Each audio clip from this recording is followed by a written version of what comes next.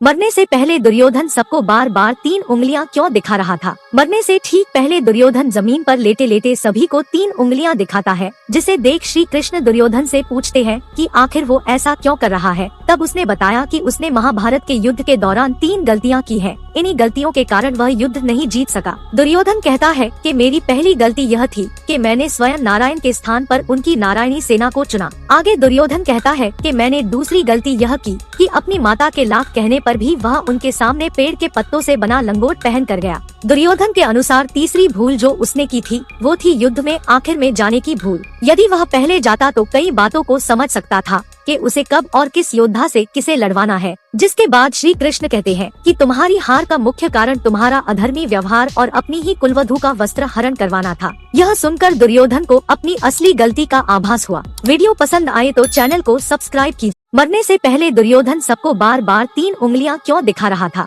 मरने से ठीक पहले दुर्योधन जमीन पर लेटे लेटे सभी को 3 उंगलियां दिखाता है, जिसे देख श्री कृष्ण दुर्योधन से पूछते हैं कि आखिर वो ऐसा क्यों कर रहा है। तब उसने बताया कि उसने महाभारत के युद्ध के दौरान 3 गलतियां की हैं। इन्हीं गलतियों के कारण वह युद्ध नहीं जीत सका। दुर्योधन कहता है कि मेरी पहली गलती यह थी कि मैंने स्वयं नारायण के स्थान पर उनकी नारायणी सेना को चुना। आगे दुर्योधन कहता है कि मैंने दूसरी गलती यह की कि अपनी माता के लाख कहने पर भी वह उनके सामने पेड़ के पत्तों से बना लंगोट पहन कर गया। दुर्योधन के अनुसार तीसरी भूल जो उसने की थी वो थी युद्ध में आखिर में जाने की भूल। यदि वह पहले जाता तो कई बातों को समझ सकता था कि उसे कब और किस योद्धा से किसे लड़वाना है। जिसके बाद श्री कृष्ण कहते हैं कि तुम्हारी हार का मुख्य कारण तुम्हारा अधर्मी व्यवहार और अपनी ही कुलवधू का वस्त्र हरण करवाना था। यह सुनकर दुर्योधन को अपनी असली गलती का आभास हुआ। वीडियो पसंद आए तो चैनल को सब्सक्राइब कीजिए।